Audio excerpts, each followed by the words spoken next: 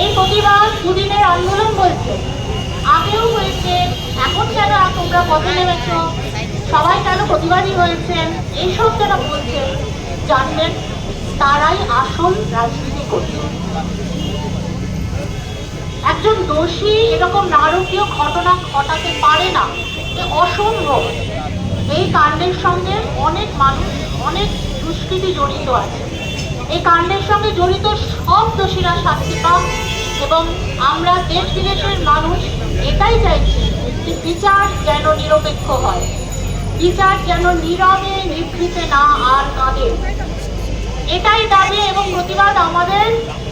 আমরা এই দাবির লক্ষ্য থেকে যেন সরে না যায়, আমাদের ভুলিয়ে দেওয়ার ব্যবস্থা হচ্ছে, নজর অন্যদিকে চলে যাচ্ছে।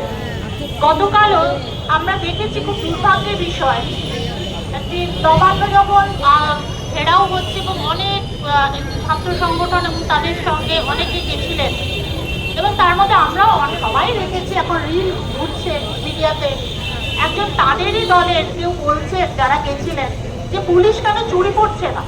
তাই এই যাদের মানসিকতায় যে একটি পুরুষকে অপমান করা যায় নারী ভেবে চুরি কেন করছে না বলে, তারা আবার আমাদের নারী স্বাধীনতা, নারী মুক্তির এই আন্দোলনের কথা কি বলবে, এখানেই তো বোঝা যাচ্ছে।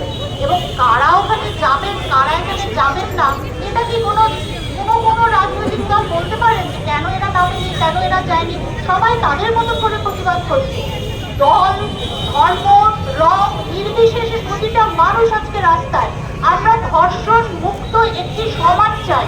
এই কলকাতা শহরের এই ঐতিহ্য আগে ছিল না, সেই ঐতিহ্য ফিরিয়ে আনার দায়িত্ব আমাদের সমস্ত নাগরিকের।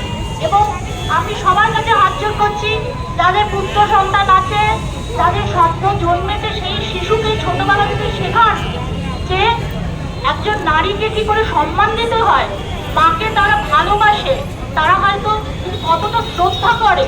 একজন নারীকে যদি বাড়ি থেকে তিনি শ্রদ্ধা না শেখে, সে কিন্তু পরবর্তীকালে কোনো মহিলাকেই আর সম্মান করবে না। আমি আর কিছু বলছি না, অনেকে বলবেন। আমি এইটাই বলতে চাইছি, যেটা ইংরেজিতে বলে চ্যারিটি বিগিনস অ্যাট হোম। প্রতিটি মা আগে শিশু সন্তানকে, যে ছেলে সন্তানকে বিশেষত ছোট থেকে শেখান যে তুমি শুধু স্কুলে, বড় স্কুলে পড়বে, তুমি বিশাল বড় কলেজে পড়বে, দেশে বিদেশে চলে যাবে, এটা না শিখে শেখান একটি মেয়েকে কি করে সম্মান দিতে হয়, মাকে ভালোবাসা এটা সহজাত, কিন্তু মাকে সম্মান কি তারা করেন?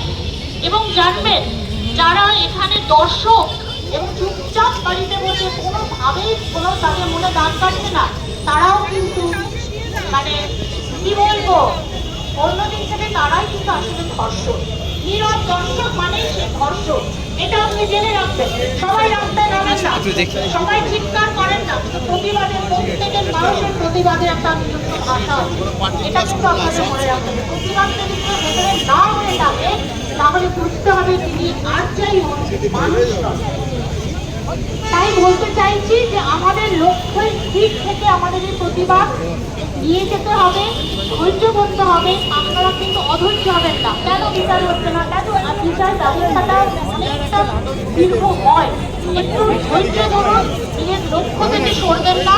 এবং আমরা সবাই মিলে যতদিন তার সঠিক বিচার হয়, সঠিক শাস্তি হয়, তার জন্য আমরা লড়তেই থাকবো। সেটাই আমাদের এই লড়াই চলবে। আমি শেষ করছি, justice for, justice for, justice for.